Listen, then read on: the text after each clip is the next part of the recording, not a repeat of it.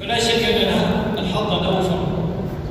ومما يدلكم ويرشدنا جميعا إلى أهمية بر الأم كي نفوز بهذا الموعود وهو جنة عرضها السماوات والأرض، ما ذكره النبي صلى الله عليه وسلم في قصة جريج العابد.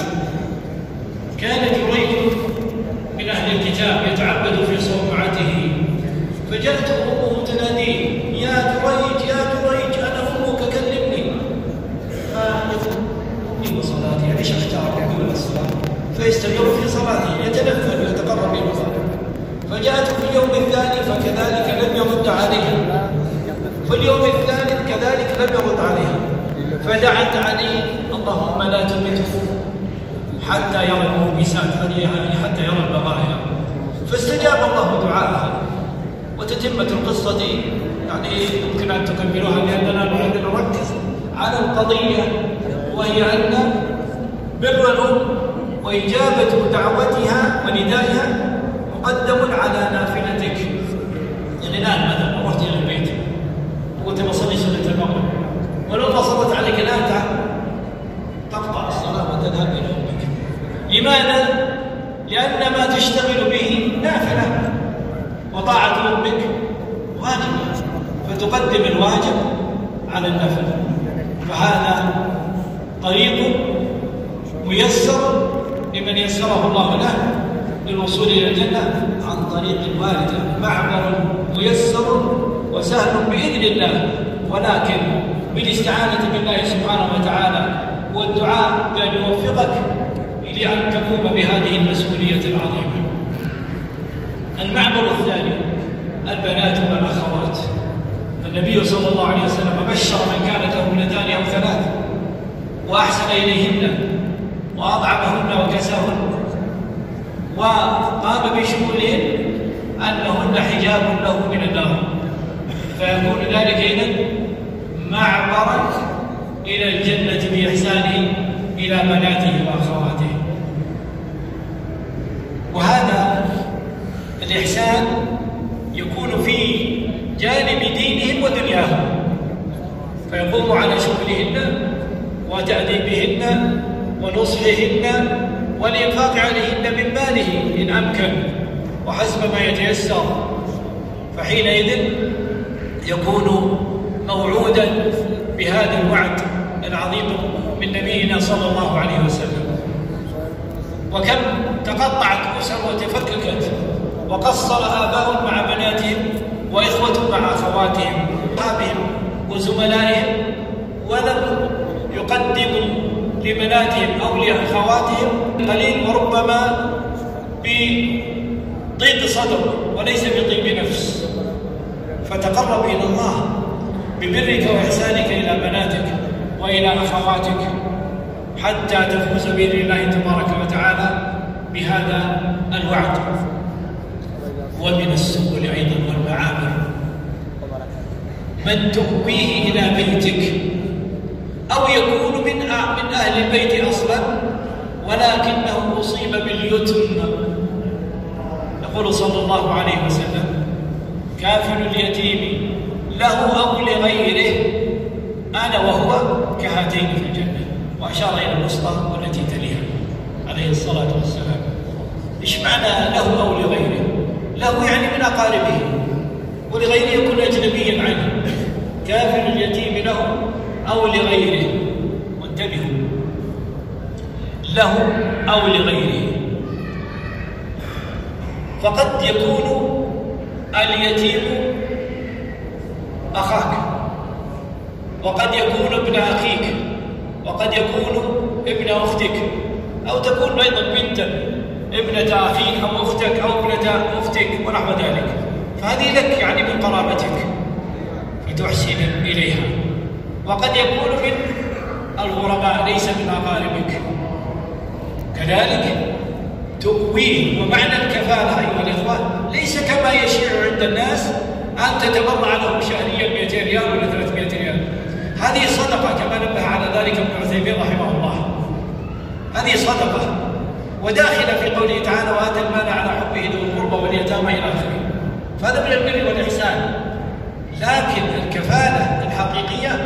أن تسكنه معك، أو تسكن هذه الفتاة البنت الصغيرة معك اليتيمة معك في البيت وتكون مع أولادك، ولكن ينبه إلى أمر وقد نبه عليه الشيخ ابن باز رحمة الله عليه أنه لا يجوز أن ينسب إليك هذا اليتيم إن لم يكن ابنك، طبعا لا يستحيل أن يكون ابنك، لا يجوز أن ينسب إليك، والبنت لا تنسب إليك ولا تضم في بطاقة العائلة لئلا تختلط الأنساب وتضيع الحقوق، فلا يجوز لك أن تنسب هذا اليتيم إليك حتى وإن كان مجهول النسب.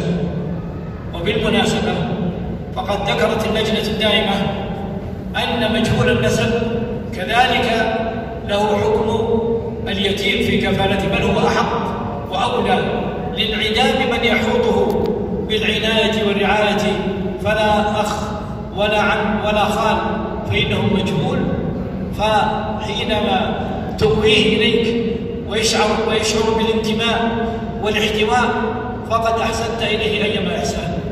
ولكن أيضا نبه أيضا الشيخ ابن باز إلى أنه إذا كبر وهو ليس محرما لم يرضع هذا اليتيم أو هذه اليتيمة لم ترضع ولم تكن محرما لمن في البيت، فإن حينئذ لا يجوز أن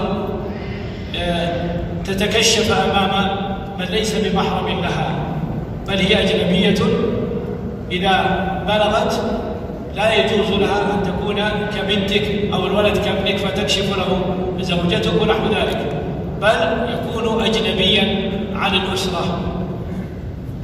وأيضا مما يدخل في كفالة اليتيم حتى تفوز بهذا الوعد النبوي من نبيك صلى الله عليه وسلم أن ترعى هذا اليتيم كما ترعى أولادك. يقول سبحانه وتعالى: وليخشى الذين لو تركوا من خلفهم ذرية ضعافا خافوا عليهم فليتقوا الله وليقولوا قولا سديدا. فكما تخاف على أولادك من بعدك لو مت وهم صغار، فاتق الله في اليتيم الذي عندك وأحسن إليه في تربيته وفي الأخذ بيده والأخذ على يده أيضا إذا أخطأ، يعني تعامله كما تعامل أولادك تربية وتأديبا وعقابا، تعده واحدا من أولادك. وهذه عين الكفالة، تنفق عليه وتقوم على شؤونه وتربيه على الصلاة كما تربي أولادك، وتربيه على الأدب والأخلاق الحسنة، وتقوم أيضا بزكاة ماله إن كان قد وجب فيها الزكاة، وإن كان صبيا صغيرا فإن الزكاة حق في المال يجب أن تخرج كل عام إذا بلغت النصاب، وهذه مسؤوليتك أيها الكافل أن تقوم بهذا الواجب الذي يتعلق بماله. فمن أراد أن يكفل اليتيم فمن أراد الجنة فهذا معبر من المعابر ومن المؤلم أيها الإخوة أن من الناس من يكفل يتيما من المجهولين مجهول النسب، ثم بعد سنوات يرده إلى الدار. والله قد قصمت ظهره وطعنته طعنا قاتلا، فإما أن تكون صبورا وقادرا وأهلا على الكفالة، وإلا فلا تقدم، لا تقدم، فقد فقد والديه وأسرته ثم يفقد هذا الإيواء الذي شعر به بسببه بالأمان، ثم ينزع من هذا الأمان. ما هي العاقبة؟ لا أريد أن أتوسع كثيرا، لكن أقول إذا أردت أن تكفل مجهولا فاكفله وتحمل المسؤولية واصبر عليه كما تصبر على أولادك. ومن المعابر، وهذا أخص به المرأة، وإن كان الأصناف الأولى منها ما يشمل الرجل والمرأة ككفالة اليتيم، فقد تكون الكافلة أمه تقوم على إيتامها. وأقول أختم بمعبر أخير، وهو الزوج. أيتها الزوجة، جاءت امرأة إلى النبي صلى الله عليه وسلم، عمته حسين بن محسن رضي الله عنه، وعنها تسأله في حاجة. فقال: أذات زوج أنت؟ أذات زوج أنت؟ فقالت: نعم. فسألها عن حالها معه فقالت: لا آل إلا ما عجزت عنه، يعني لا أقصر معه إلا ما ليس مني به طاقة، لا آل إلا ما عجزت عنه. فقال لها النبي صلى الله عليه وسلم: اسمعوا واسمعن أيتها النساء، انظري أين أنت منه، فإنما هو جنتك أو نارك، يعني جنتك إن أطعتيه ونارك إن عصيتيه. ومن المؤسف في هذه الأزمان نجد احتقار الزوج وبيعه وطرده ومخادعته والتهاون بشأنه، وقد عظم الشارع الحكيم شأنه. لو كنت آمرا بشرا يسجد لبشر لأمرت المرأة أن تسجد لزوجها، أو كما قال عليه الصلاة والسلام. أيتها المرأة يا من تسمعين لنا، اتق الله في زوجك وكوني صالحة كما وصف النبي صلى الله عليه وسلم المرأة الصالحة: إن نظر إليها سرته، وإن أمرها أطاعته، وإن غاب عنها حفظته في نفسها وماله. إن أمرها أطاعته فيما لا يسخط الله عز وجل، إذ لا طاعة لمخلوق في معصية الخالق.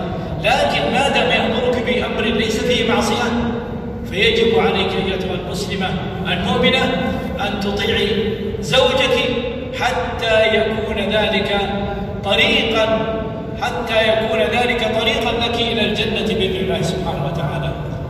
وهذه الوصية الأخيرة أؤكد عليها، لأننا كما قلت وجدنا التساهل في أمر الزوج وبيعه والمخادعة في هذه الأزمان بشكل فظيع جدا، والتنازل عنه وتفويت هذه الفرصة وهذا المعبر الذي يوصلك أيتها المسلمة إلى جنة عرضها السماوات والأرض.